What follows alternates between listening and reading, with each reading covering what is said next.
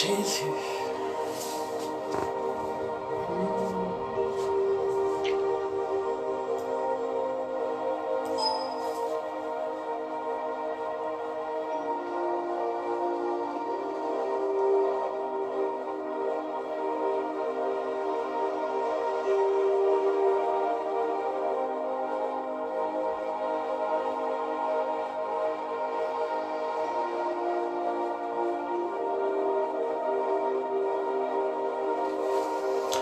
Partagez au maximum dans les groupes afin que cette parole convertisse ou affermisse quelqu'un. Shalom, Charlène Banga, shalom, sois bénie.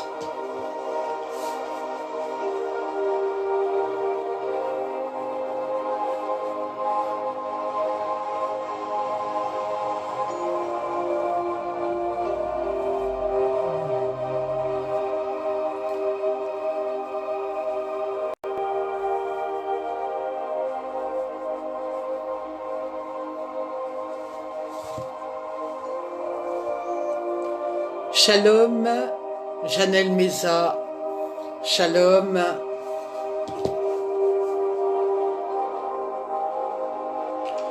Que toutes les nations qui vont se connecter au passage soient bénies.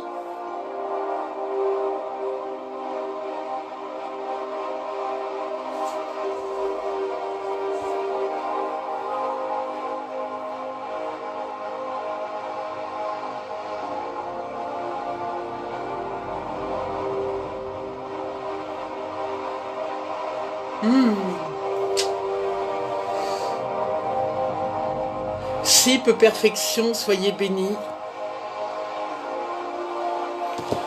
Shalom à la grande famille du corps du Christ.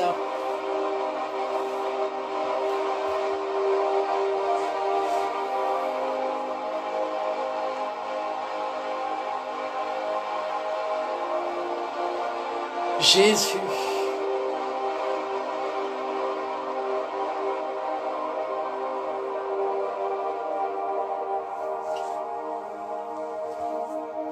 Nissi Jaurès, Charisma, soyez bénis.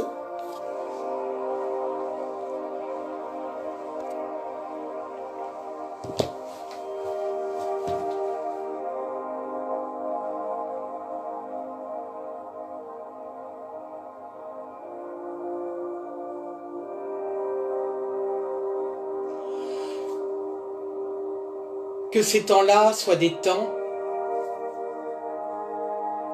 quel que soit le moyen qu'on utilise pour faire du bien à quelqu'un, pour permettre aux personnes qui, comme je l'ai dit la dernière fois, prennent la bonne porte, la seule voie que cette personne doit emprunter, celle de Jésus, Jésus-Christ de Nazareth.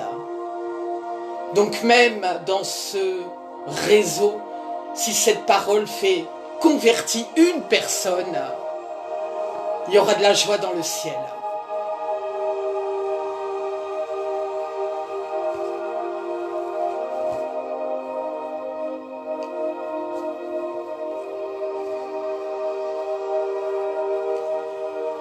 Soyez bénis, servante de Dieu. Oui, si perfection, comme je voyais, si perfection, je ne... Soyez bénis, servante de Dieu.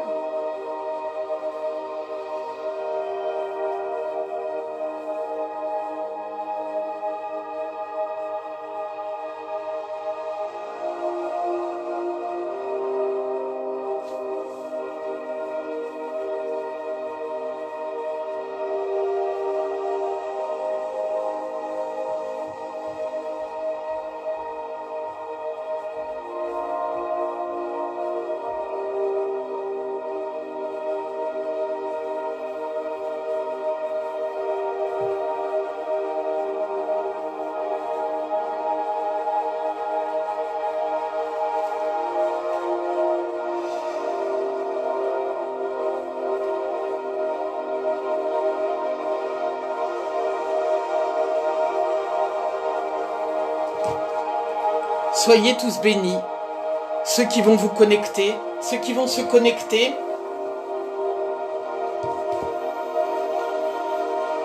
Que le Saint-Esprit prenne le contrôle. Que le Saint-Esprit soit au contrôle de ce temps de parole. Seigneur, vraiment, Seigneur, remplis ma bouche et tout ce que je vais dire fera du bien à ton peuple, convertira ton peuple, affermira ton peuple, Père. Que tu passes devant moi pendant ce temps de parole. Moi, je ne suis rien, je suis ton instrument.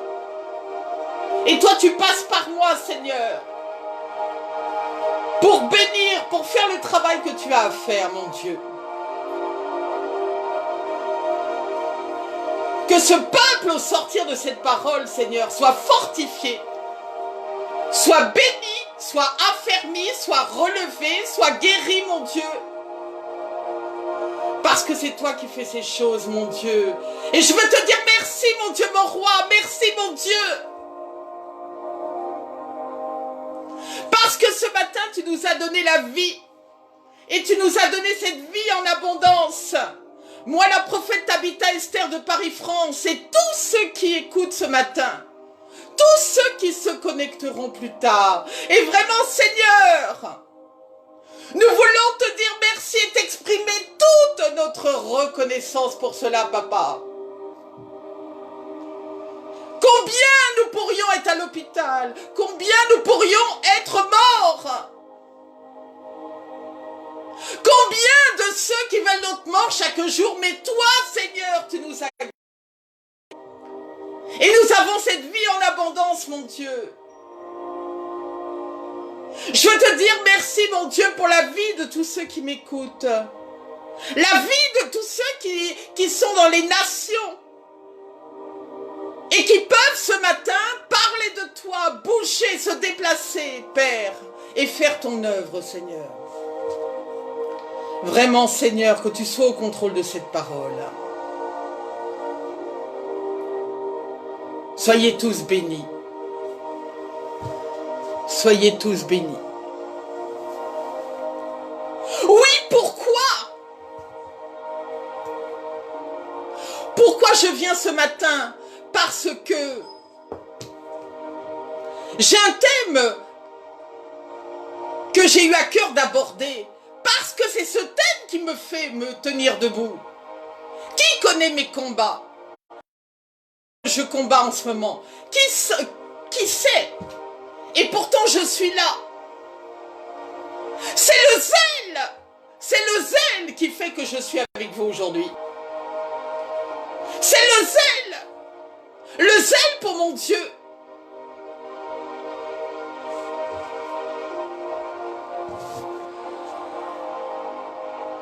J'ai voulu me baser sur la parole du psalmiste 69, verset 10. Le zèle de ta maison me dévore. Et les outrages de ceux qui t'insultent tombent sur moi. Le zèle de ta maison me dévore, oui. Quand tu es zélé, ce n'est pas seulement une impression, ça te dévore de l'intérieur. Tout ton intérieur se remue, tout ton intérieur est en effervescence. C'était une espèce de chose qui n'est pas facilement explicable. Mais tu sens qu'il y a quelque chose derrière toi qui te pousse. Quelque chose qui te pousse. Quelque chose qui est en toi qui te pousse à faire ce que tu dois faire pour l'œuvre de Dieu.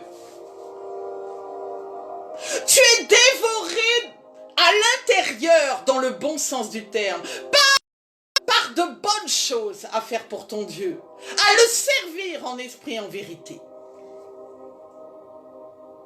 Et les outrages, nous en reparlerons. Quelle est la définition du zèle? C'est l'ardeur, l'empressement au service d'une personne. Mais quelle personne?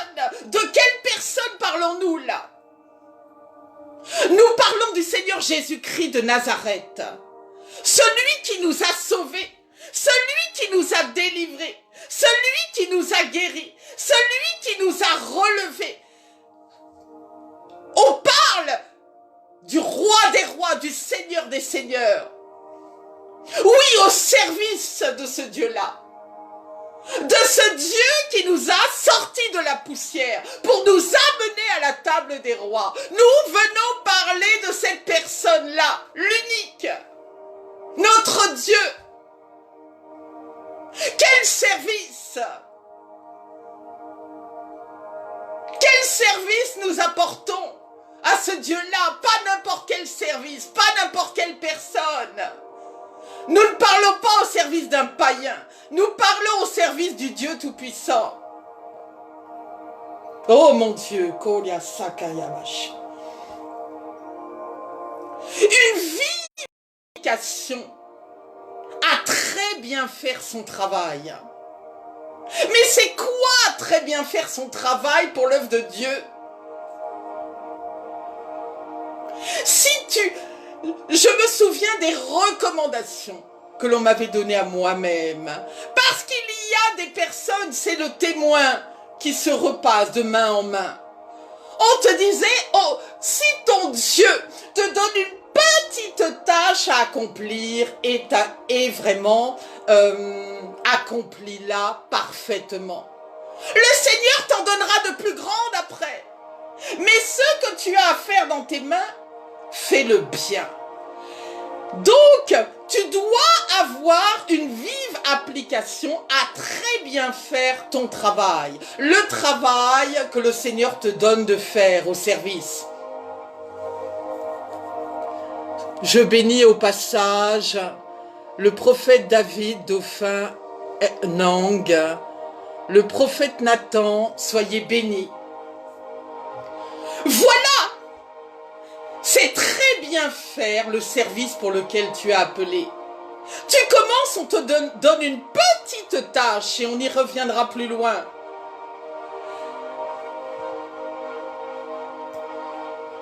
Attache-toi à bien faire le travail pour lequel tu es appelé, à être présent à l'heure pour lequel le travail pour lequel tu es appelé, à bien faire ce qu'on t'a demandé de faire, à être, comment dirait-on, à être vraiment présent, toujours présent, ponctuel, persévérant.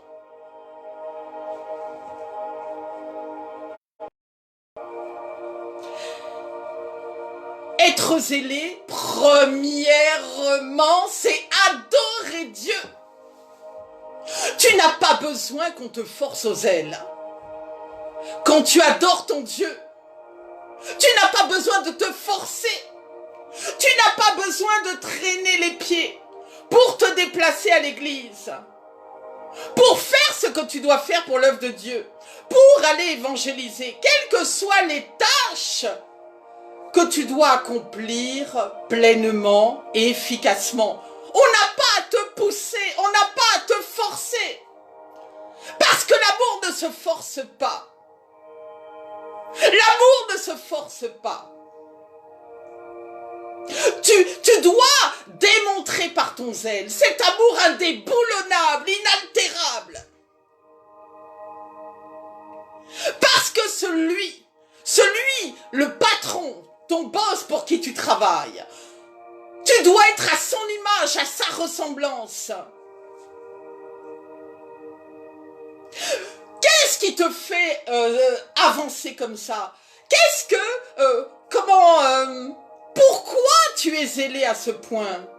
Parce que tu te souviens d'où tu as été tiré. Chacun d'entre nous, nous savons d'où nous venons. Sommes-nous venus avec une cuillère d'argent dans la bouche? Nous savons d'où nous venons. Nous avons chacun des parcours uniques. Et nous savons d'où nous avons été tirés. Comment pourrait-il se faire que ce Dieu-là, tu n'aies pas le zèle pour le servir? Après tout ce que ton Dieu a fait pour toi. Ton Dieu qui a donné sa vie pour toi, qui s'est sacrifié.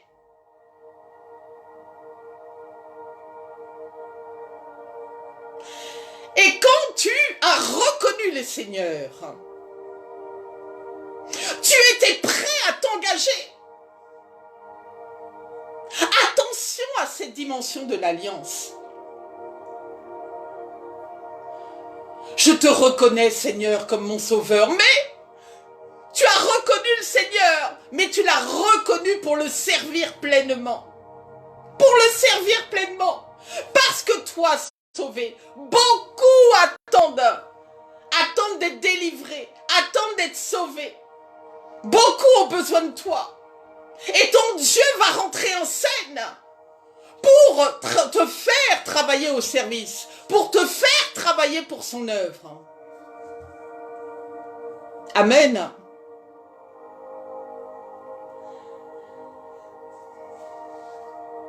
C'est une alliance que tu fais avec ton Dieu. C'est une alliance jusqu'à son retour. C'est une alliance qui doit être durable. Tu ne dois pas dire « je te reconnais » comme mon Seigneur et mon Sauveur. Faire alliance avec ton Dieu. Et agir comme un maquisard. Agir, tout laisser. Tout laisser ce que tu as à faire dans l'œuvre de Dieu. Tout laisser. Et ne plus te préoccuper de l'alliance.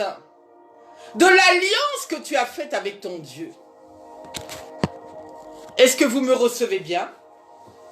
Faites-moi signe. Faites-moi un signe pour me dire si vous me recevez bien. Donc, quand tu fais une alliance avec le Seigneur, ce n'est pas rien.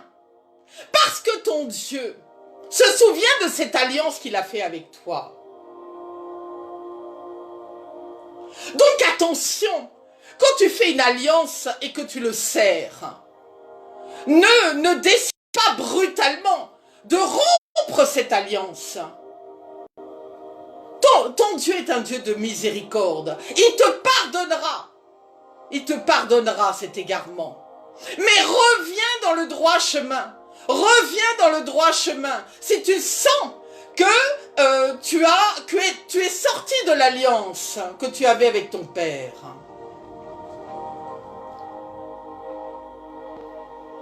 Sur cette terre, combien nous avons d'exemples d'alliances, de mariage, d'engagement du soldat pour sa nation, d'exemples de travail et de promotion. Combien d'alliances tu fais avec les uns, avec les autres, que ce soit pour le mariage, le travail, un engagement militaire. Combien d'alliances tu fais? Est-ce que vous me recevez bien?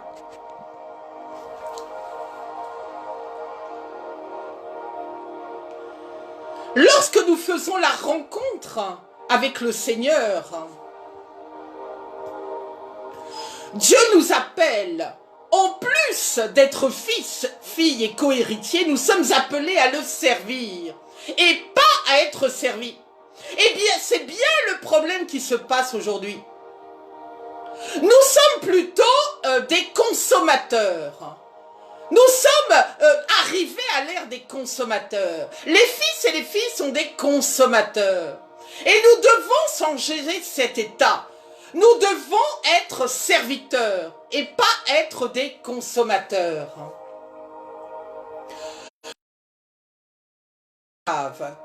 Comme il est dit dans la parole de 16 à 22. Ne savez-vous pas qu'en vous livrant à quelqu'un comme esclave, pour lui obéir, vous êtes esclave de celui à qui vous obéissez, soit du péché qui conduit à la mort, soit de l'obéissance qui conduit à la justice. Vous voulez obéir à quoi? Vous voulez obéir à ce qui conduit au péché, à la mort ou à la vie? Alors si tu es dans le péché, retourne servir ton père. Hein. Ne va pas te vautrer dans le péché. Ne va pas redevenir esclave du péché. Mais reste auprès de ton Père. Reste auprès de ton Dieu. Sois esclave à l'obéissance, à la justice, à la vérité. Sois esclave. Marche dans la droiture. Marche dans les 10 commandements. Mais maintenant, étant affranchi du péché, justement, est devenu esclave de Dieu. Maintenant, tu es affranchi du péché. Bien sûr, nous sommes pécheurs. Mais lorsque nous péchons, nous devons nous appliquer à sortir du péché dans lequel nous nous trouvons. Donc, étant affranchi du péché, c'est un mot très important, une parole très importante. Nous sommes normalement affranchis du péché. Faisons tout notre possible pour ne pas y retourner. Partagez au maximum, que vraiment ça fasse du bien à quelqu'un. Partagez s'il vous plaît. Soyez tous bénis, ceux qui me rejoignent. Il nous faut être zélés pour Christ. Notre seul désir doit être de proclamer son nom et son amour pour le monde, afin que le monde hérite du salut.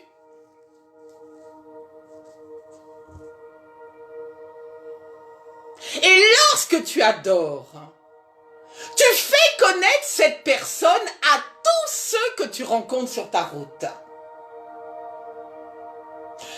Pourquoi je dis cela? Parce que les païens, quand ils rencontrent leur conquête, leur nouvelle conquête, ils en parlent à tout le monde. Ils font des buzz sur le réseau, ils s'appellent au téléphone pendant des heures pour se raconter la nouvelle conquête qu'ils ont. Oui, ça y est, j'ai une copine, j'ai un copain. Combien ils font le plébiscite de cette nouvelle relation? Et combien de temps ils vont passer à en parler? Inlassablement. Mais quand il s'agit de parler du Seigneur, on ne retrouve pas ce phénomène. On ne retrouve pas le phénomène. Pourquoi est-ce que tu ne prends pas ton téléphone pour dire « J'ai reconnu Jésus, Jésus, mon Jésus, je viens te parler de mon Jésus ». À l'ère des réseaux sociaux, combien sont les possibilités que tu en parles de Jésus? Combien sont les possibilités qui te sont offertes d'en parler?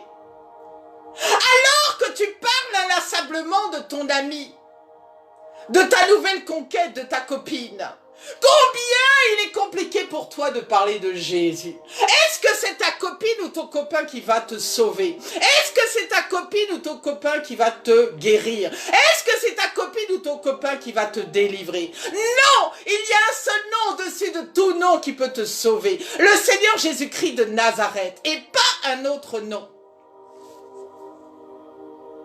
Alors tu dois avoir du zèle pour en parler à la terre entière.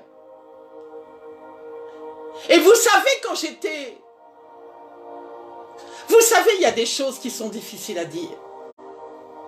Mais vraiment, hier, je recevais puissamment. Saint-Esprit, garde le contrôle.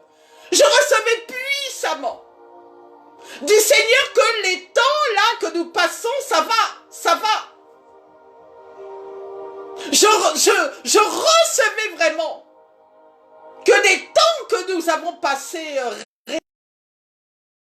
allaient vraiment s'endurcir, être encore plus difficiles. Et là, je suis en train de vous parler, je vous dis, vraiment, le monde doit hériter du salut. Oui, il y a une urgence. Parce que les temps difficiles que nous traversons là, D'autres s'annoncent encore plus difficiles. Mais vraiment, quand j'ai reçu cette parole sur ma couche hier, ça m'a... C'est des choses que nous disons souvent. Mais là, ça arrivait encore plus distinctement.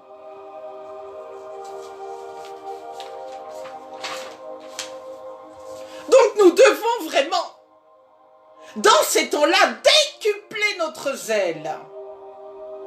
Dans tous les lieux que nous franchissons à nos pieds.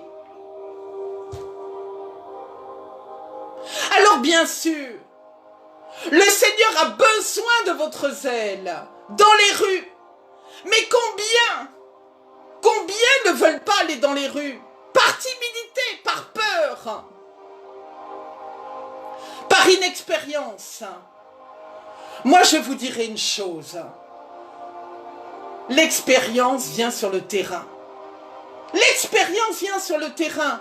Moi, je n'ai pas pris de cours d'évangélisation. Je n'ai pas pris de cours.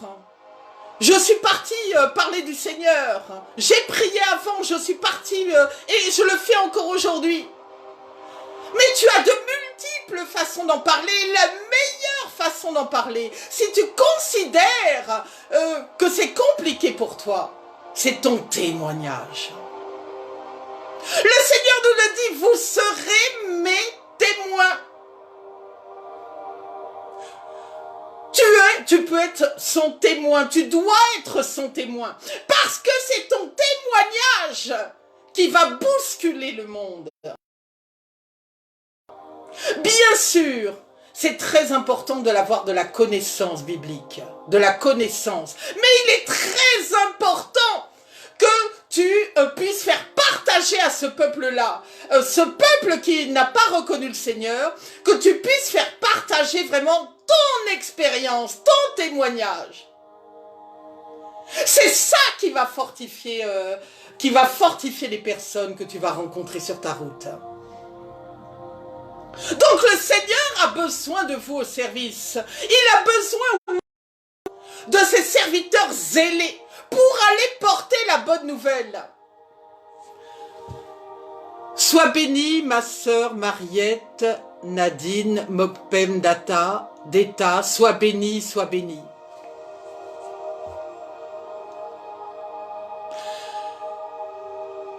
Tu as tous les moyens technologiques à ta disposition. Jésus marchait dans les rues, il marchait. Est-ce qu'il avait toute cette technologie? Non.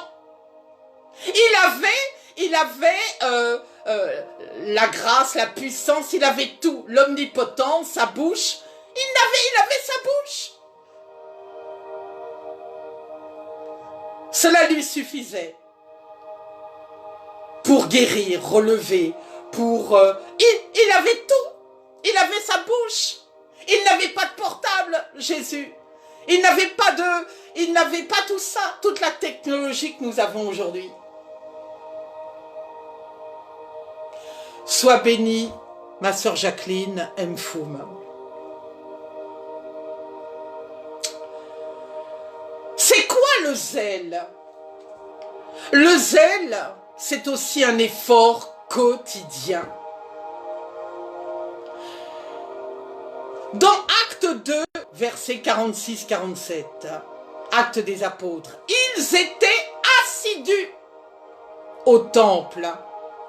Ils rompaient le pain dans les maisons et prenaient leur nourriture avec joie. Oui, que ce soit au temple, que ce soit à la maison.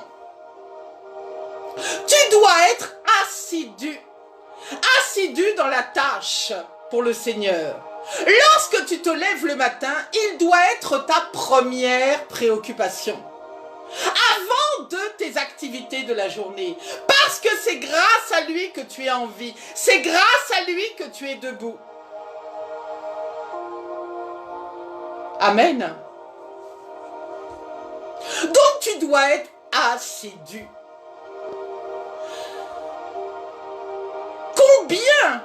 Combien de situations en église, que ce soit à la maison, que ce soit parce que la maison et l'église aussi, que ce soit l'église de quartier, combien tu dois être assidu et combien nous constatons que les personnes ne sont pas assidues. Les personnes viennent un petit peu comme elles ont envie. Oui, aujourd'hui, pourquoi pas. Quel est mon programme? Tiens, je passerai bien à l'église pour prendre quelques bénédictions. Je passerai bien à l'église pour entendre un peu la parole et m'en aller. Voilà, c'est devenu, on va dire, une espèce de rendez-vous que tu positionnes dans ton agenda comme un païen. Voilà, peut-être, voilà, tu es une espèce de... tu considères l'église comme un supermarché. Tu rentres, tu sors avec cette fameuse porte tournante de supermarché. Tu rentres, tu prends ce que tu as à prendre et tu ressors. C'est pas ça. C'est pas ça la marche avec le Seigneur. Tu dois avoir une vie assidue. Tu dois être assidu dans ce que tu fais. Et si c'est une petite tâche que ton Dieu t'a confiée par l'intermédiaire du serviteur de Dieu des lieux, applique-toi à bien faire le travail pour lequel on t'a appelé. Ton Dieu te voit. Tu n'as pas besoin d'espérer, de vouloir être vu par les hommes. Ton Dieu te voit. Je me rappelle de l'expérience d'une personne qui avait été bénie dans les toilettes. Alors que l'homme de Dieu passait par là. Et le frère s'occupait des toilettes. Et l'homme de Dieu a béni le garçon dans les toilettes. Et pourtant, le garçon ne se montrait pas dans la salle. Sans compter David dans le champ. Vraiment. Tu dois être assidu. Quand tu cours chez ton employeur, tu regardes l'heure. Mais quand il s'agit d'aller au service du Seigneur, tu ne l'es plus. Tu dois aussi. Et ça, c'est une gangrène. C'est la gangrène dans le corps du Christ. Tu dois absolument persévérer dans la prière, dans l'écoute de Dieu, dans l'adoration. Parce qu'il ne s'agit pas de courir sans cesse entre les quatre murs de l'église de quartier. Si en rentrant chez toi, tu n'as aucune intimité avec ton Dieu, je te dirais que le plus important, c'est l'intimité que tu as avec ton Dieu. L'intimité que tu as avec le Saint-Esprit. C'est ça la clé. Et que cette intimité, cette adoration, ces moments de prière viennent ensuite se prolonger lorsque tu vas au culte. Il doit y avoir une prolongation du travail personnel que tu fais chez toi. Que ce soit dans la prière, dans l'adoration. Parce que tu ne peux pas faire toutes ces choses à l'église et pas les faire chez toi. Il y a un problème majeur. Parce que lorsque tu arrêtes de prier, lorsque tu arrêtes d'adorer, lorsque tu arrêtes d'être à l'écoute de Dieu, tu romps cela. Quand tu arrives à l'église, tu es dépourvu, le Saint-Esprit n'est plus là, tu es comme un païen. Tu dois aussi avoir une vie personnelle et intime avec ton Dieu. Lorsque tu sors avec... Lorsque tu sors, que tu es avec des amis ou... tu as une vie... une part de vie intime et une part de vie dehors. Tu n'as pas toute ta vie avec cela dehors. Enfin, tu dois toujours avoir une part d'intimité. Et il y a des intimités qu'on ne partage pas dans ce réseau, qui ne sont que nous avec notre Dieu que dans ce réseau, personne ne saura.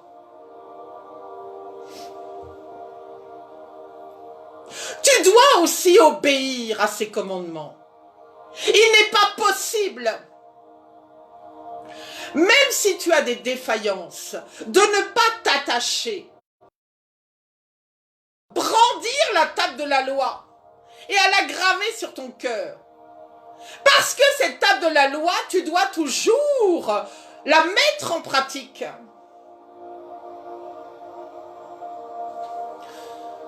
Soyez bénis, Paco Mga. Tu dois vraiment absolument avoir toujours cette table de la loi gravée sur ton cœur.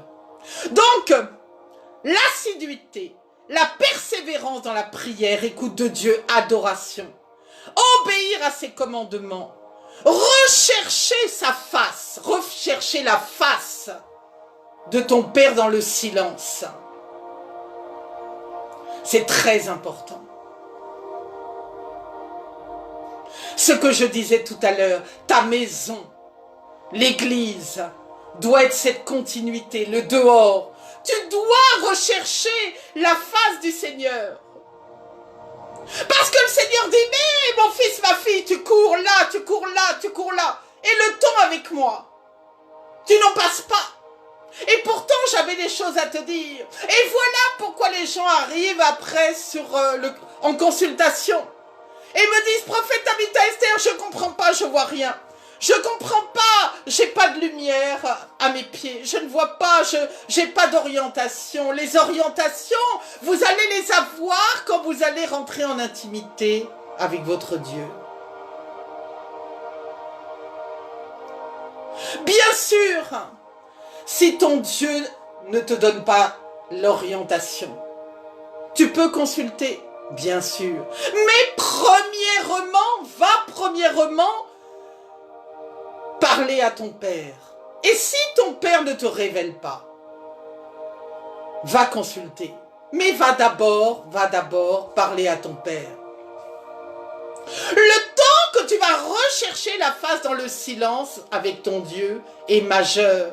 Mais tu peux l'adorer pendant ce temps. Fais ce que tu veux faire, mais dans l'adoration, dans l'amour. Il faut s'engager. Il y a une dimension d'engagement, d'alliance. C'est ce que je disais tout à l'heure. Tu dois avoir l'esprit de service, l'envie de plaire à Dieu. Pas seulement le désir de consommer. Quelle est ta motivation ? Je viens parler à quelqu'un aujourd'hui. Quelle est ta motivation ? Est-ce que ta motivation pour servir le Seigneur, c'est l'argent ? Ta motivation, c'est quoi ? La publicité, ton plébiscite ? Dans toutes les sphères internationales, c'est quoi ? Parce qu'on s'est rendu compte que cela pouvait être effectivement la motivation de certains. Et Dieu connaît toutes choses. Il connaît toutes choses. Alors moi, je viens dire si ta motivation, c'est l'argent, si ta motivation, c'est le business, si ta motivation, c'est les voyages à travers le monde, si ta motivation, ce que je disais tout à l'heure, c'est d'avoir un plébiscite et d'être internationalement connu en tant qu'homme, pas de faire connaître le Seigneur. Je vais te dire une chose, ça va durer un temps, mais ça tiendra pas, ça tombera, parce que tout ce qui est construit sur les sables s'écroule, ça ne tient pas. Tu peux tromper les hommes un bout de temps, mais tu trompes pas Dieu. Tu peux tromper les hommes, et nous le voyons à notre époque. Mais moi, je ne suis pas juge. Comme je le dis souvent, il y a beaucoup de juges, mais il n'y a pas d'avocats. Il y a beaucoup de juges, mais il n'y a pas d'avocats. Je ne vais pas tomber dans ce travers, je ne juge pas. Je ne jugerai pas cette situation. Dieu est seul juge.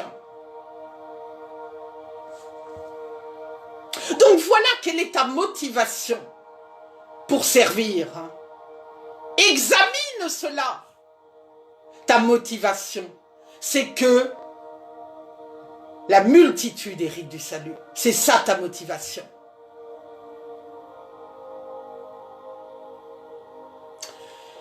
Comme je le disais tout à l'heure, le zèle, c'est la prière, l'intercession. Tu ne peux pas laisser une journée sans prière. Ce n'est pas possible. Tu dois recommander ton lever, recommander ton coucher. Tu dois prier. Nous devons prier les uns pour les autres. Nous avons tous besoin de prière.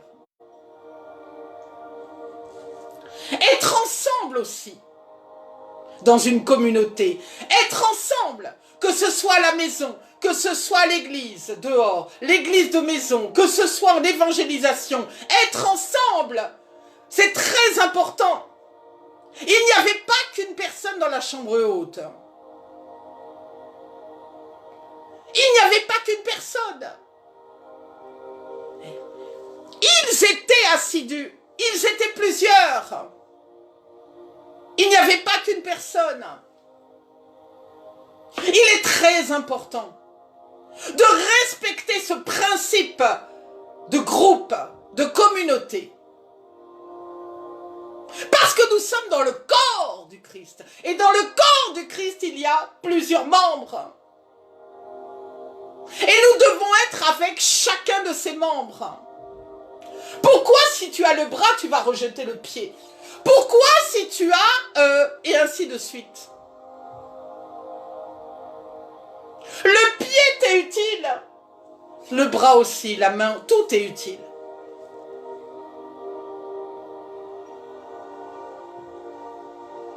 L'évangélisation, oui, le travail, en dehors des quatre murs, comme je le dis souvent. Oui, tu vas subir les outrages. Ce que je... de ta maison me dévore. Et les outrages de ceux qui t'insultent tombent sur moi. Oui, les outrages de ceux qui t'insultent, mon Dieu, vont tomber sur toi. Croyez-moi. J'étais en évangélisation. Nous avons créé, ce n'est pas un groupe, mais nous avons créé quelque chose avec l'évangéliste Fedvin et nous organisons des évangélisations ouvertes à tous. Et à la dernière évangélisation, je vous parlerai du prochain programme, j'ai parlé de Jésus à un homme, mais écoutez, je suis aguerri aux insultes. L'homme m'a insulté fort. L'homme m'a insulté fort. Il y avait une sœur qui était là. L'évangéliste Marie-Caroline, elle était là. Si elle écoute, elle dira oui. Il m'a insulté vraiment. Et là, j'ai regardé cet homme, je lui ai dit, soyez bénis. Écoutez, l'homme a poursuivi son chemin, il a fini avec ses insultes. Mais par ses paroles, mais vraiment méchantes, j'ai répondu avec une parole de bénédiction. Oui, tu vas rencontrer tout ça sur ta route. Mais ça ne doit pas te décourager. Tu dois aller colporter la bonne parole.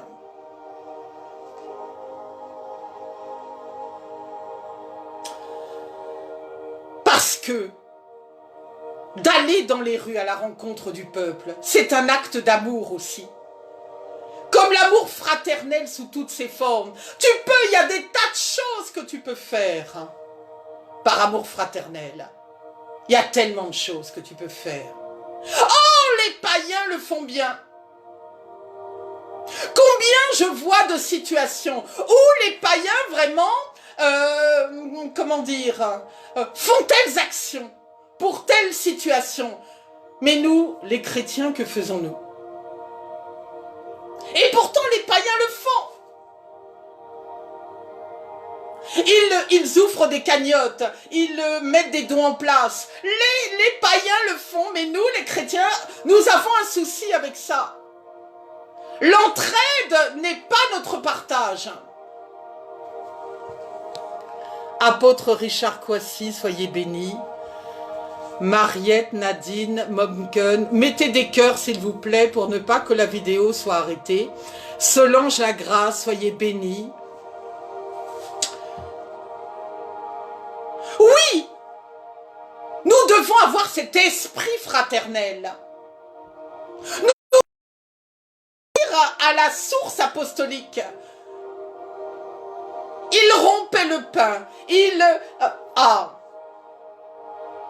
C'est ça.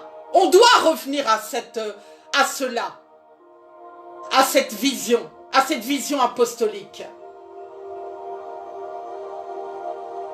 La lecture de la parole aussi, bien sûr. On doit enrichir nos connaissances. On doit développer nos connaissances en lisant la parole, mais pas comme dans un livre, hein. Pas comme un livre hein, ou un roman. On lit à son rythme. Et les paroles que nous allons lire vont s'intégrer dans notre esprit. Et à un moment donné, nous nous rendrons compte que ces paroles de connaissance nous seront bien utiles dans plusieurs situations. Et le témoignage, oui. Le témoignage, c'est cela aussi. Tu dois témoigner de ce que le Seigneur a fait dans ta vie.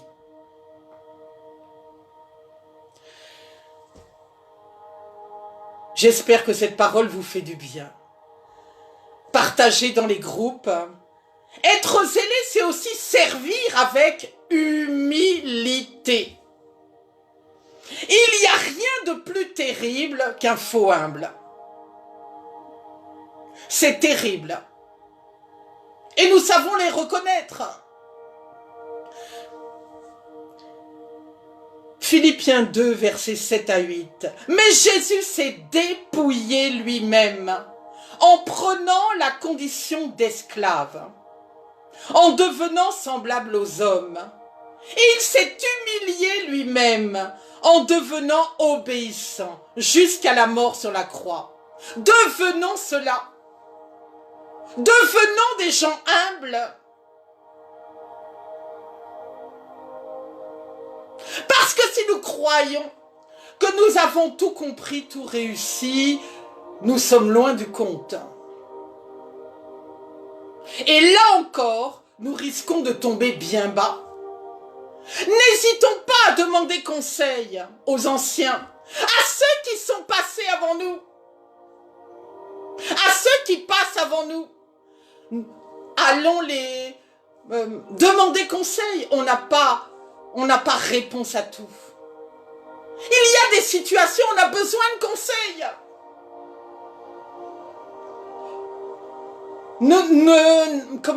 N'agissons pas comme des personnes qui se considèrent comme auto-entrepreneurs.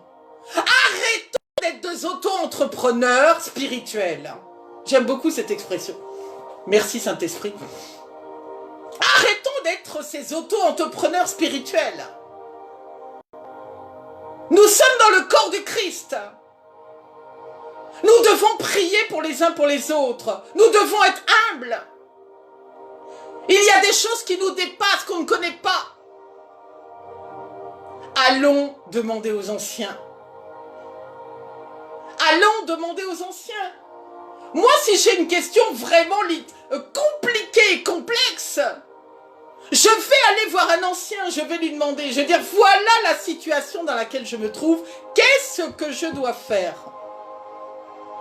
J'ai eu la situation, vous savez, en consultation, il peut y avoir des sujets, quelque chose, vous ne savez pas ce que vous allez dire. Moi, j'ai eu des cas où j'ai été voir les anciens, j'ai dit, voilà, s'il vous plaît, j'ai besoin de votre aide. Qu'est-ce que je fais? Est-ce que vous avez un conseil à me donner? J'ai eu le cas avec un serviteur de Dieu vraiment important dans le ministère. Je suis allée vers lui, je lui ai dit, voilà, j'ai un cas. L'homme m'a répondu. Il m'a dit, voilà ce que tu dois faire. Et s'il écoute, il saura que c'est lui. Je ne vais pas... Il saura que c'est lui. Mais je suis allée lui demander conseil. Et il m'a donné un conseil que j'ai suivi. Sois béni, mon fils Melchisedec Kwame, mon fils prophète, sois béni de toutes les bénédictions que le Seigneur en réserve pour toi. Soyez béni, Wilfried Badou, soyez béni. Amen, amen, merci beaucoup. C'est Jésus qui fait cela. Soyez bénis. Cela doit faire du bien à la multitude. Donc je poursuis dans ce que j'étais en train de vous dire. Donc voilà, il y a des situations qui nous dépassent. Oui, bien sûr. Soyons humbles et adressons-nous aux anciens quand nous avons une difficulté que nous n'arrivons pas à résoudre ou nous n'avons pas la réponse adéquate. Soyons zélés. Mais soyons zélés comment? Soyons zélés avec sagesse. Pourquoi je dis ça? Parce que passer à tous les services n'est pas mauvais. Moi qui vous parle, et si les serviteurs de Dieu chez qui j'ai travaillé sont en ligne, ils savent que je suis passée à tous les services, sans en omettre aucun, y compris le ménage. Je ne vous compte pas mes heures d'aspirateur. Je ne vous compte pas mes heures de louange au tambourin. Je ne vous compte pas mes heures d'intercession, etc., etc. Modération, prédication. Voilà. Je suis passée évangélisation. Je ne compte pas mes heures non plus. À tous les services. Mais il faut savoir que dans toutes les activités que nous produisons, le Seigneur nous attend peut-être sur une activité, 2 activités, 3 activités. Cela dépend des capacités de chacun. Cela dépend des possibilités, oui, des capacités de chacun. Il faut avoir un zèle sage. Alors, c'est complètement contradictoire, merci Saint-Esprit, c'est complètement contradictoire de dire cela. Parce que quand on est zélé, on veut tout faire. C'est ça. On veut être partout. Et cela peut représenter un danger. Parce qu'on peut être très fatigué, épuisé, stressé, faire un burn-out même. Il y a des pasteurs qui font des burn-out. Il faut avoir un zèle sage. Il faut avoir un zèle sage. Il y a celui qui sait ce qu'il doit faire, parce que le Seigneur lui a parlé.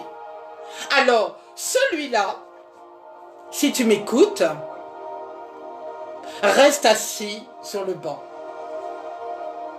Parce que, comme je le disais un jour, avant de te lever, assieds-toi. Assieds-toi le temps qu'il faudra, jusqu'à temps que le Seigneur parle à son serviteur et te fasse lever. Merci Saint-Esprit. J'ai une vision. Regarde le pain. Il ne peut pas être comme il doit être s'il ne lève pas, si la pâte ne lève pas. Il y a toute une dimension. Tu dois d'abord t'asseoir et ensuite te lever. Quand le Seigneur te fait signe. Donc il y a cela. Il y a ceux qui savent pourquoi ils sont appelés. S'il vous plaît, restez assis. Attendez le temps de Dieu. Le temps de Dieu n'est pas le temps du Seigneur. J'ai eu quelqu'un la dernière fois en consultation, mais mon Dieu, comme un jeune frère, prophète zélé. Ouh, je dis prophète, le Seigneur me montre des chevaux. Arrêtez de monter sur vos grands chevaux. Il voulait à peine m'entendre quand je parlais. Asseyez-vous, prophète. Oui, mais le Seigneur ne me répond pas sur mon voyage. Asseyez-vous. Le Seigneur, s'il a décidé de vous faire partir à tel endroit, il va le faire. Commencez vos démarches. Si c'est sa volonté, vous partirez. Si ce n'est pas sa volonté, vous n'irez pas. Mais il partait tête baissée. Il faut s'asseoir, attendre. C'est ça le problème de chacun d'entre nous. Soyez bénis, évangéliste Luc Réuel. C'est que nous voulons avancer la pendule, alors que c'est notre Dieu le maître du temps et des circonstances. Ça ne sert à rien de vouloir avancer la pendule si ce n'est pas le temps de Dieu. Donc toi qui sais pourquoi le Seigneur t'a appelé, patiente, patiente, reste assis. T'inquiète pas, le Seigneur va te faire lever. Autant il aura décidé. Ne t'inquiète pas. Tu voyageras au temps où le Seigneur t'enverra. Et ainsi de suite. Ne sois pas précipité, emballé. Et un zèle sage. Et tu as aussi le cas. Il y a aussi le cas des personnes qui ne savent pas. Oui. C'est là où le serviteur de Dieu rentre en jeu. Va voir ton pasteur. Dis, pasteur, moi je veux servir ici. Je veux être utile dans la communauté. Je veux être utile. N'oublions pas que chaque membre est utile. Chaque membre a son utilité. Il est impossible que le fils ou la fille qui se présente devant toi n'ait aucune utilité. Ce n'est pas possible. Le Seigneur a déjà mis un travail en réserve pour lui ou elle. Le Seigneur a déjà programmé une tâche pour cette personne, une ou plusieurs. Le Seigneur a déjà programmé des dons. Cette personne-là, elle arrive. Elle est comme la pierre qui était sous la terre, sortie de la mine. Vous savez, cette espèce de pierre là informe. Et alors après, quand on gratte la pierre, qu'on lui fait passer plein d'étapes, elle devient cette pierre précieuse, ce diamant. Oui, toi le pasteur, le serviteur de Dieu, tu as un rôle à jouer très important. Le Seigneur, il te dit quoi sur le fils ou la fille qui est sur le banc là? Il te dit quoi?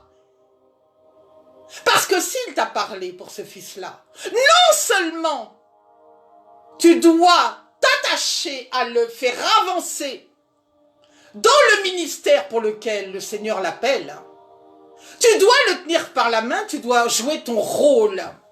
Tu dois jouer ton rôle. Si le fils qui est assis, le Seigneur parle qu'il doit être à la louange,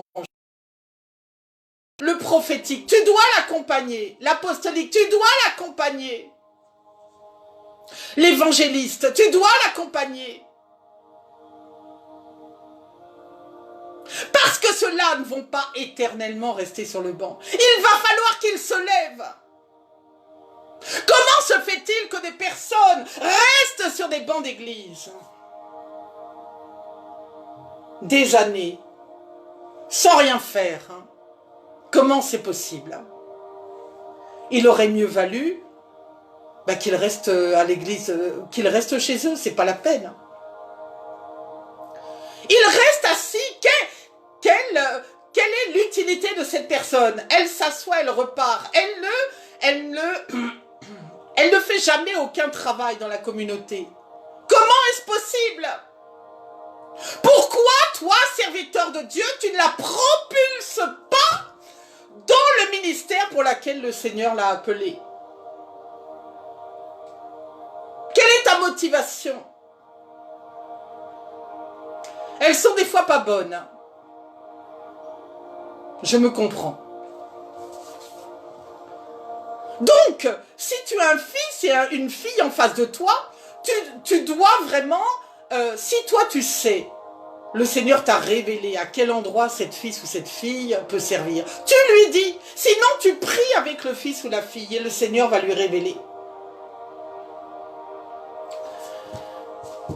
Soyez bénis, Rodal, Colanjas, partagez dans les groupes vraiment, soyez bénis Timothy, Gabo, soyez bénis, je poursuis. Je poursuis. Seigneur, gloire à Dieu.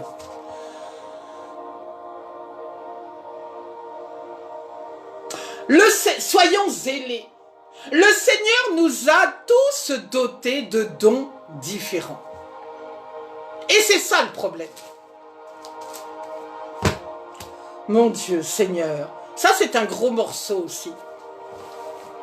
Dans la parole de 1 Corinthiens 12, versets 8 à 10, il est écrit, « En effet, à l'un est donné par l'Esprit une parole de sagesse, à un autre une parole de connaissance, selon le même esprit, à un autre la foi, par le même esprit, à un autre le don des guérisons, par le même esprit, à un autre le don d'opérer des miracles, à un autre la prophétie, à un autre le discernement des esprits, à un autre la diversité des langues, à un seul et même esprit opère toutes ces choses, les distribuant à chacun en particulier comme il veut.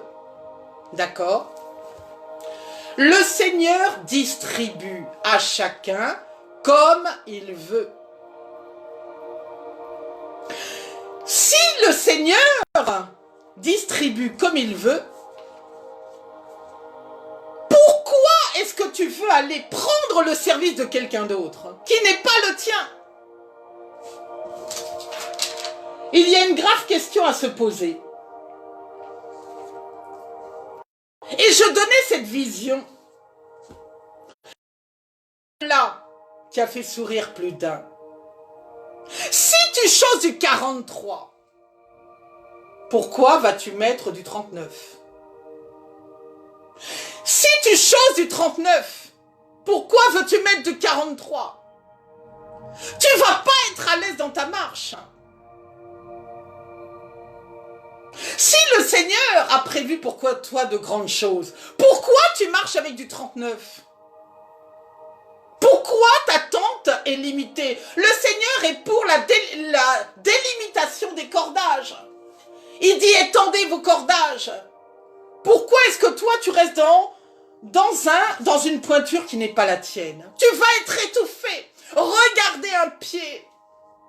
Si on le met dans une chaussure, et croyez-moi, si on ne prend pas la chaussure qui convient, on peut avoir très mal aux pieds. Très mal. Et ceux qui ont eu des maux de pied le savent. Tu vas être complètement enfermé dans ta chaussure. Ton pied ne respirera même pas. Alors combien en est-il dans le ministère? Combien en est-il à l'église? Si tu n'es pas dans la chaussure où tu dois être, c'est une parabole, une vision. Si tu n'es pas dans la chaussure où tu dois être, tu vas étouffer. Tu vas étouffer. Étouffé, étouffé, étouffé, frustré, tu sors. Voilà. Combien de gens sont sortis de l'église frustrés, étouffés, parce qu'ils n'étaient pas à la pointure où ils devaient être. Alors ces gens ces gens-là se sont découragés, parce qu'ils n'étaient pas à la pointure où ils devaient être. Ils n'étaient pas au service où ils devaient être. Shalom, soyez bénis, Patrick Yvon Mamia, soyez bénis Jean-Fernand Fayard, soyez bénis Maryse Fraioli, soyez bénis, tous ceux qui nous rejoignent. Donc si, pareillement, tu endosses une chaussure trop large par rapport à ton ministère, tu vas te casser la figure. Regardez les personnes qui marchent. Si vous chaussez du 39 et que vous mettez du 43, il est évident que vous allez vous casser la figure avec ces chaussures-là. Il en est pareil pareil dans le ministère. Si vous prenez une pointure qui n'est pas la vôtre, pareil pour la taille de la veste. Il n'est pas, j'ai vu cela un jour, hein, où une personne mettait toujours des choses plus larges qu'elle. Mais ça ne sert à rien. Les vestes étaient surdimensionnées. Excusez-moi, j'ai le fou rire. Les vestes étaient surdimensionnées. Non, tu mets une veste, combien c'est beau une veste sur mesure, hein, parfaite. On voit que tu es sorti pratiquement de chez le couturier, d'un haut couturier. C'est merveilleux. D'ailleurs, un tailleur bien porté doit être sur mesure. Regardez les gens qui ont des habits sur mesure, c'est merveilleux. Mais si tu n'es pas dans cette mesure-là, c'est ridicule. Et en plus de cela, tu n'es pas, non seulement c'est ridicule, tu vas te ridiculiser, mais en plus, tu n'es pas dans la taille où tu dois être. Accepte d'être dans le ministère où le Seigneur te met. Si le Seigneur te dit, ma fille, va à la louange. Et si on te demande, alors je viens parler aussi aux fils et filles qui m'écoutent, si on te demande d'aller dans un service que tu n'es pas convaincu, va prier au Seigneur. Est-ce que c'est l'homme qui a parlé? Est-ce que c'est le Seigneur qui a parlé? Qui a parlé? C'est qui? Moi, j'en ai fait l'expérience. J'étais au tambourin. J'ai passé beaucoup de temps à la louange au tambourin, à l'église. Et un jour, on m'a dit, tu danses, danse prophétique. J'ai dit non. Mais comme je ne voulais pas rentrer dans la rébellion, j'ai dit non au Seigneur. J'ai dit, mais moi, je fais un danse prophétique. Seigneur, moi, non, pas du tout. Pas du tout. Le chant non plus. Le tambourin, oui. Parce que c'était en esprit. Quand je suis arrivée à l'église, le Seigneur m'a mis un tambourin dans les mains. J'avais un tambourin d'enfant. Je ne sais comment il était arrivé dans mes mains. Et après, avec les années, je me suis racheté des tambourins. Plus de professionnels, des beaux tambourins. Je savais que c'était le Seigneur qui me mettait un tambourin dans les mains. Mais la danse prophétique, non. Je vous assure.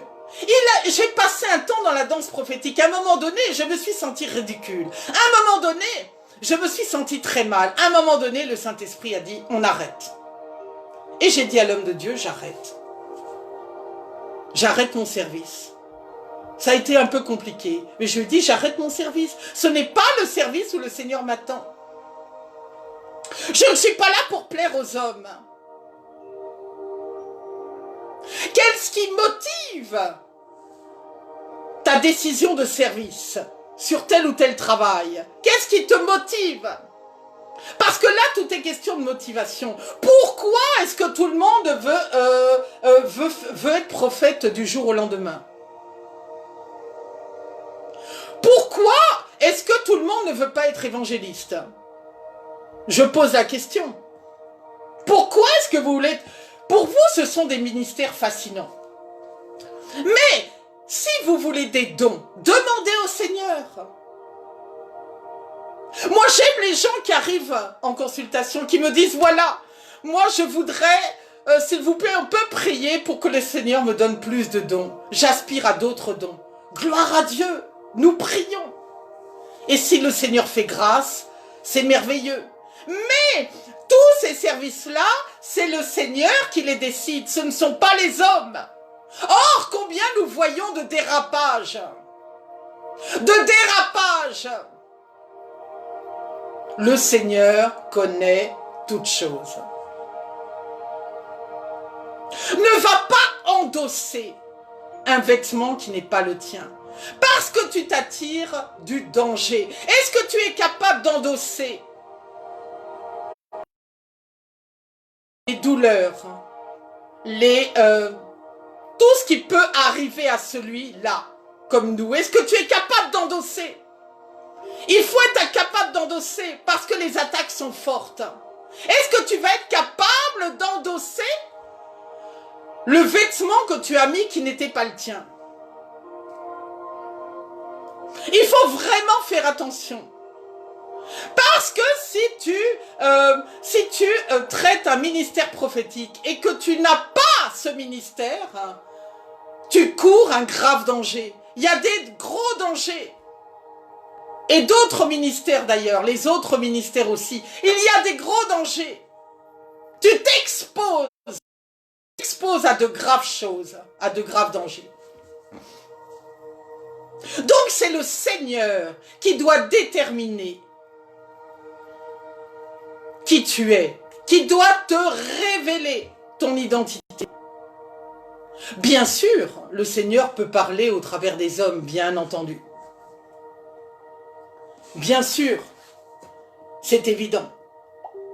Mais le Seigneur doit te révéler à toi, sur ta couche ou à tout autre moyen, qui tu es, quelle est ton identité.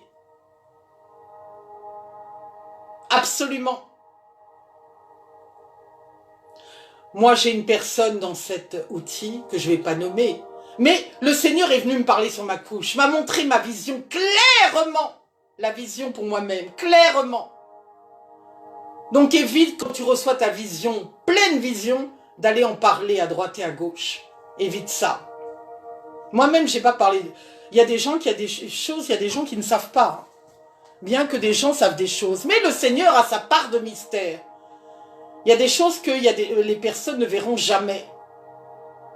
Parce que le Seigneur mettra le voile. Pour pas que certains puissent nous mettre en danger, de quelque manière que ce soit. Les autres voient, mais pas tout. Comment dire? Demande au Seigneur. C'est ce que je disais tout à l'heure. Sur ma couche, voilà. J'avais reçu une vision, mais je m'en souviens encore, je venais à peine de franchir la porte de l'église, et si l'homme de Dieu m'écoute,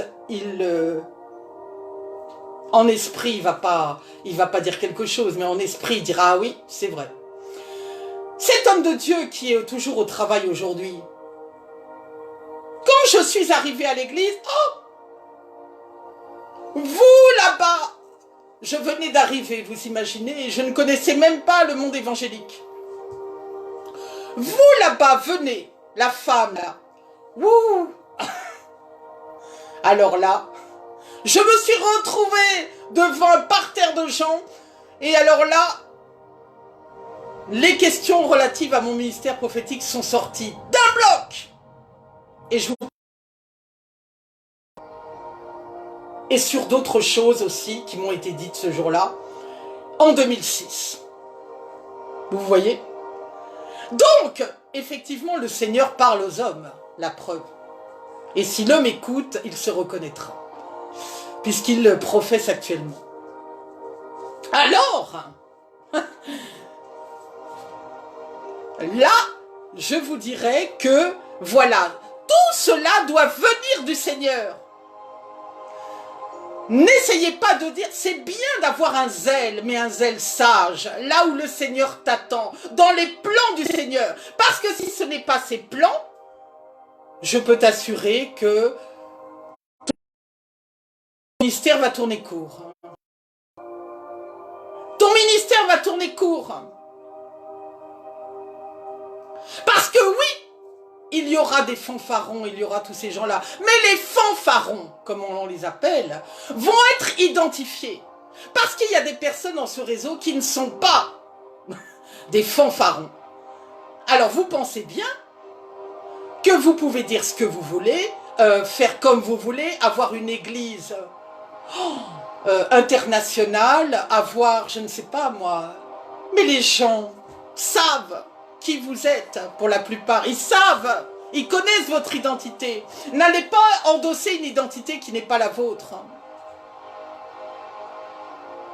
Le ridicule ne tue pas, mais quand même.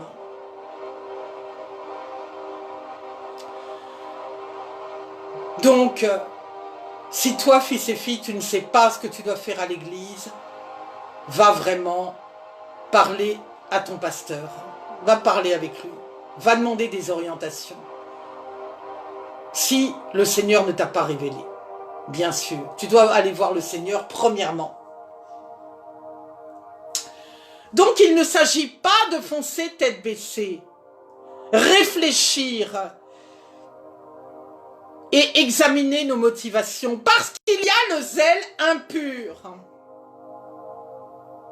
Oui, ce zèle impur dont je parlais tout à l'heure, ce zèle d'orgueil.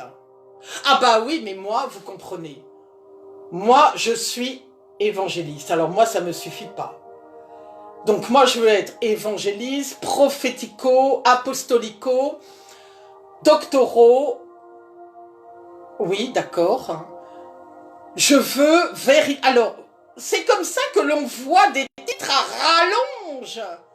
C'est très charnel. Des titres à rallonge terribles. Est-ce que c'est nécessaire?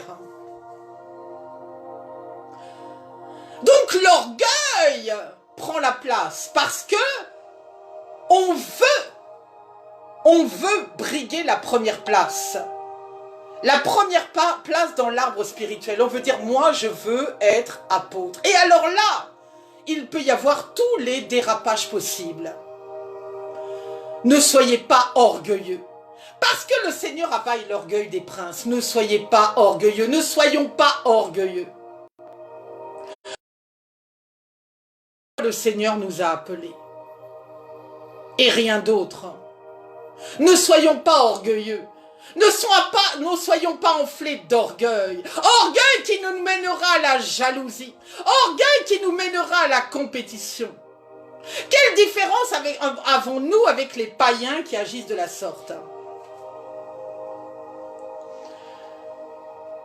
Tout cela pour la notoriété. Tout cela pour la popularité. Soyons à la place où le Seigneur veut que nous soyons. Et nous saurons que si nous sommes à la bonne place, nous saurons que nous serons efficaces. Efficaces dans le ministère. Efficaces pour les fils et les filles qui viendront nous voir.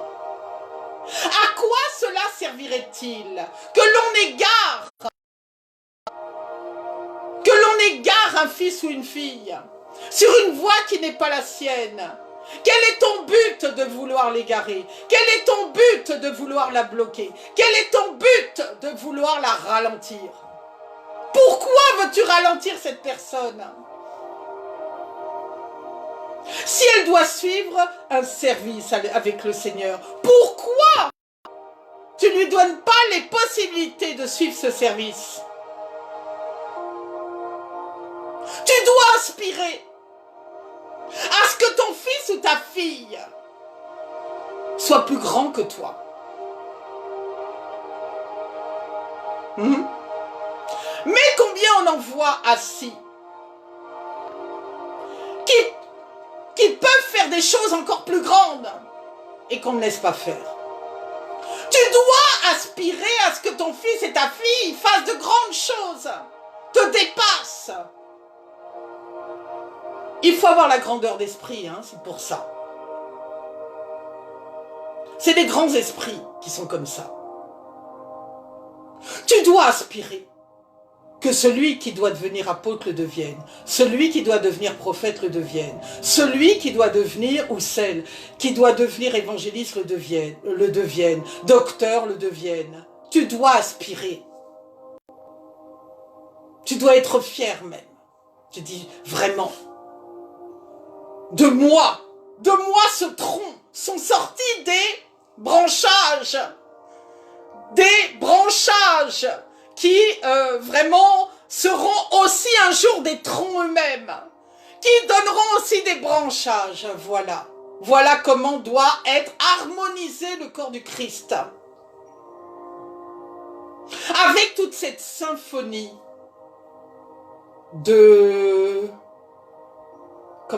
avec toute cette symphonie de ministère, avec tous ses membres, tout doit être harmonieux.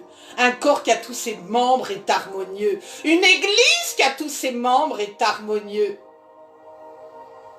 Une église qui a tous ses ministères est harmonieux. Soyez bénis, Sergio, Moïse, Pambu.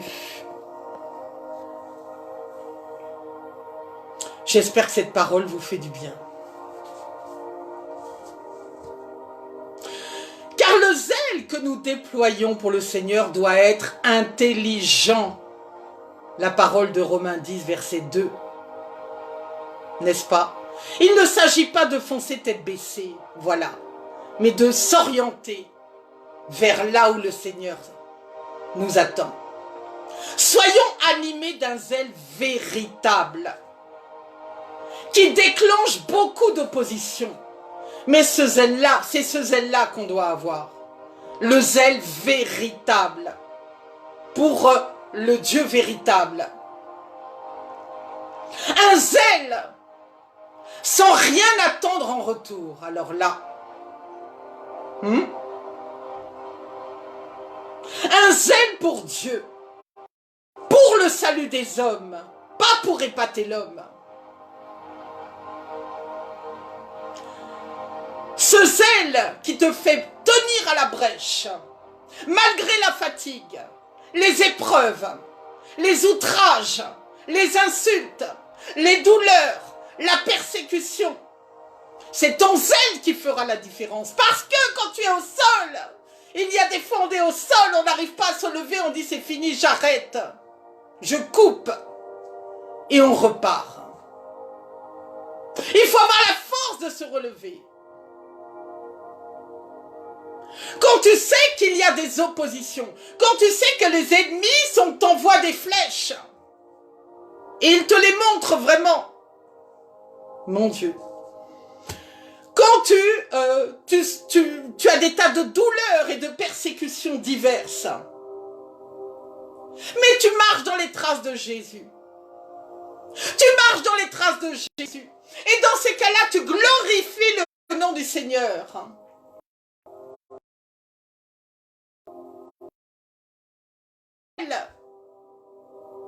Qui fait, qui ne s'éteint pas. Ce zèle qui se transmettra de génération en génération. Ce zèle qui animera les plus jeunes. Ce zèle qui ne tarira pas. Ce zèle qui sera toujours là. Pour ce premier amour. L'alliance que tu as faite. Tu avais ce zèle. Où est-il aujourd'hui?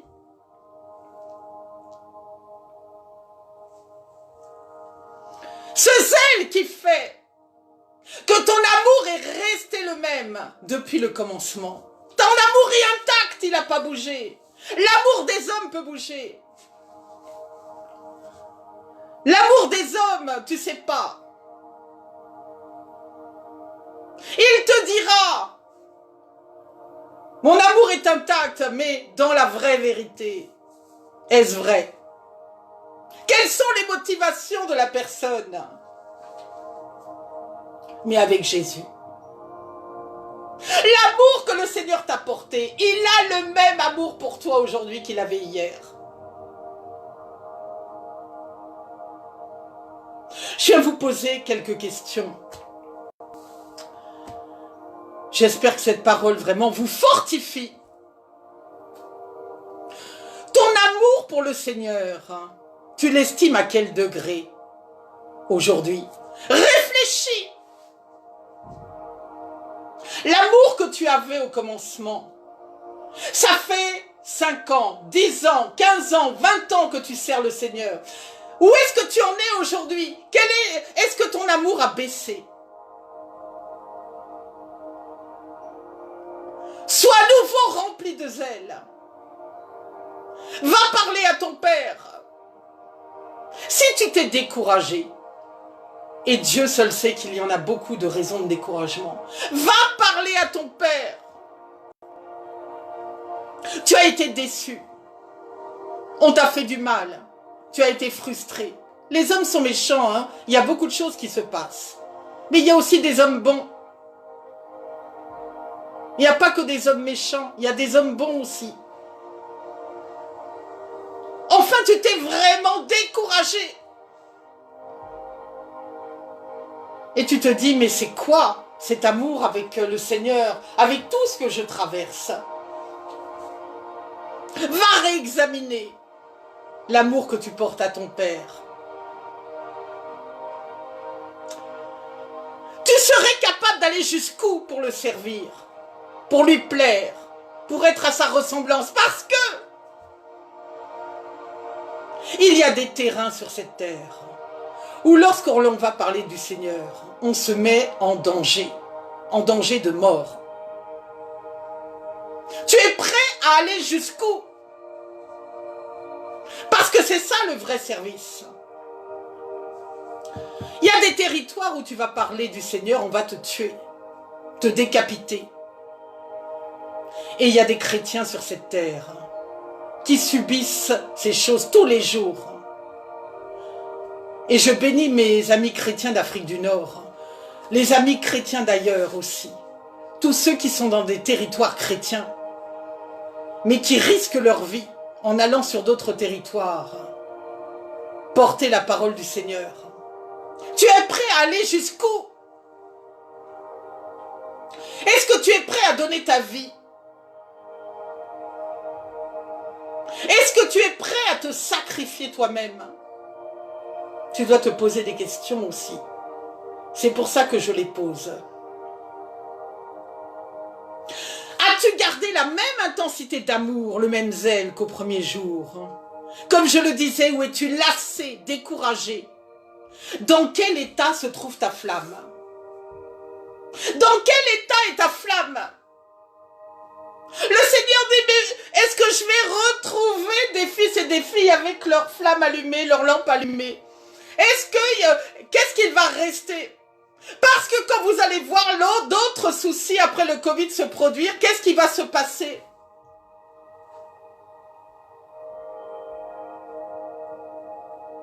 Et je ne vais pas détailler pour l'instant ce sujet où le Seigneur me parlait hier soir, pour l'instant. Cette vision que j'avais, mais dans tous les cas, est-ce que votre flamme va rester intacte?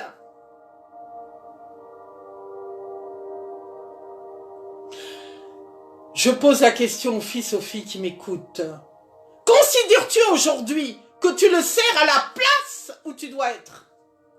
Et que tu réalises pleinement et dans la droiture et le respect des commandements, l'œuvre du Seigneur? Est-ce que tu es à la bonne place aujourd'hui? Pose-toi la question. Quelles sont tes motivations? Donc tu dois te poser toutes ces questions. Ton zèle doit être un vrai zèle. Un zèle à la gloire de Dieu. C'est ce zèle-là que le Seigneur veut. Il ne veut pas d'autres zèles. Les autres zèles ne tiendront pas.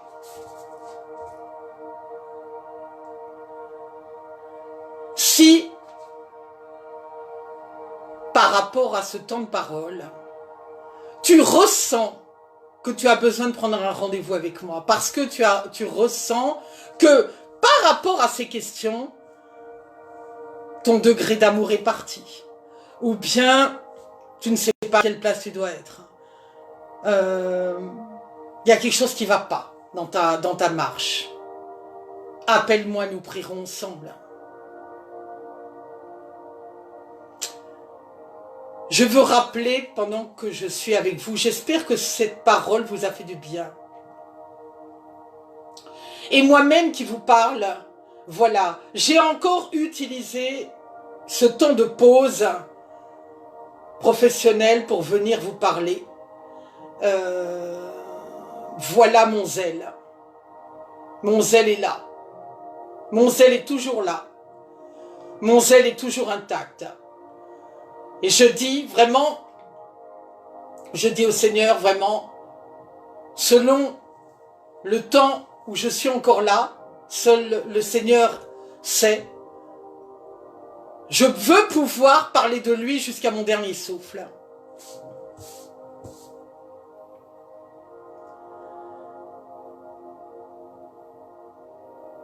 Nous avons un programme le samedi 18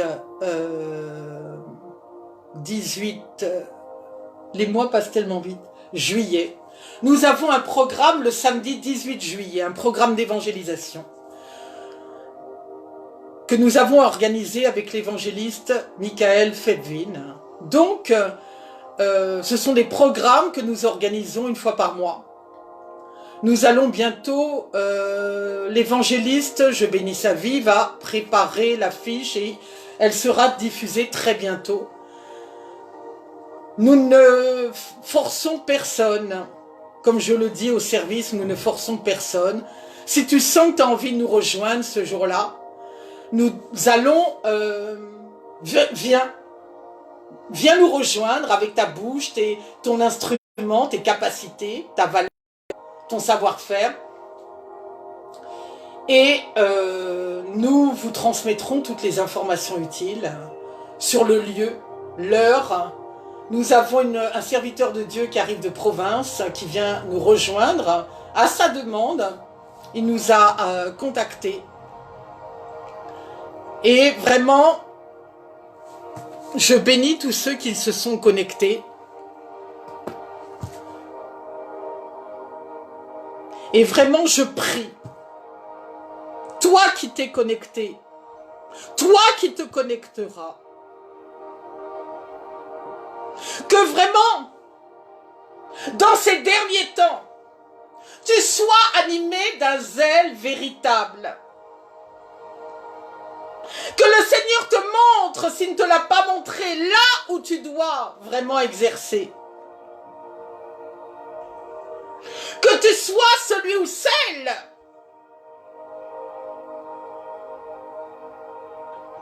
qui pourra aider la multitude. Que tu sois celui ou celle qui sera ce bon bras, ce bon pied, quel que soit l'organe, quel que soit le membre, qui sera ce bon membre, ce membre efficace, ce membre suscité par Dieu, qui pourra servir à l'œuvre commune, qui pourra servir par tous les chemins qu'il foulera à ses pieds, qui pourra servir dans l'église où il se trouvera. Et que tout ce qui a été programmé pour t'empêcher d'avancer dans le zèle de ministère que le Seigneur a déterminé pour toi, soit brisé à l'instant même. Que rien ne te freine, rien ne te bloque, rien ne vienne de te frustrer par rapport aux attentes du Seigneur à ton sujet. Que rien ne vienne empêcher que tu rentres dans ta destinée. Et que par là même, tu fasses rentrer dans leur destinée une multitude de personnes.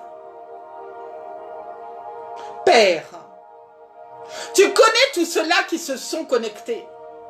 Tu connais tous ceux-là qui vont se connecter. Ma prière est que vraiment tu transformes ceux qui ne sont pas sur la bonne voie, qui ne sont pas à leur place, ou qui ne gèrent pas leur ministère comme ils devraient, ou qui ont une mauvaise motivation, mon Dieu. Que tu remettes cela dans la bonne voie. Et que pour les autres, tu les amènes dans ce que tu as annoncé pour leur vie, que tu les amènes dans la destinée que tu avais prévu pour eux, papa. Qu'on ne se retrouve pas dans le corps, avec des gens, avec des corps sans membres, avec des membres manquants, avec des personnes frustrées, avec des personnes aigries, avec des personnes en colère, avec des personnes qui sortiront de l'église parce qu'elles auront été déçues, mon Dieu. Père, le corps du Christ a besoin de toi, mon Dieu. Le corps du Christ est malade, mon Dieu. Le corps du Christ ne se porte pas bien, mon Dieu. Parce que le corps du Christ n'a pas tous ses membres. Ou le corps du Christ a des membres défaillants. Ou le corps du Christ a des membres qui ne sont pas à leur place ou qui ont des mauvaises motivations. Père, viens vraiment rééquilibrer le corps du Christ.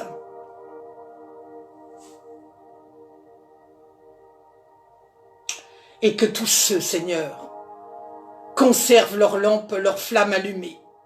Et qu'ils retrouvent, que tu retrouves, mon Dieu, cette même flamme lorsque tu vas revenir, mon Dieu.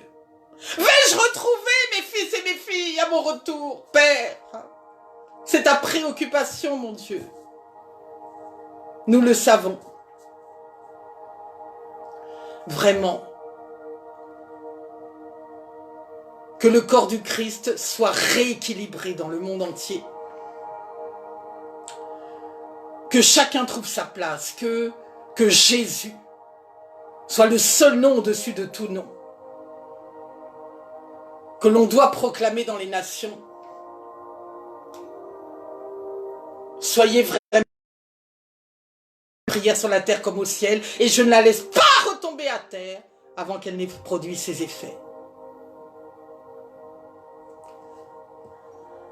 Ainsi je t'ai prié, mon Dieu. Amen. Soyez bénis, prophète Herman Bonahin. Soyez bénis, pasteur Israël Georgina. Soyez équipe Paraclétos, soyez bénis. Soyez bénis, prophète Herman, oui. Soyez bénis. Que je n'oublie pas quelqu'un en chemin. Mais le Seigneur n'oublie personne. Le Seigneur vous aime. Le Seigneur veut que vous brillez. Le Seigneur veut que vous soyez animés d'un bon zèle. Le Seigneur veut que vous soyez à votre place. Et que vous soyez utile pour la multitude. Donc vraiment, si vous avez besoin, comme je l'ai dit, vous avez un souci par rapport à toutes ces questions qu'on a évoquées, prenez rendez-vous avec moi et nous prierons ensemble.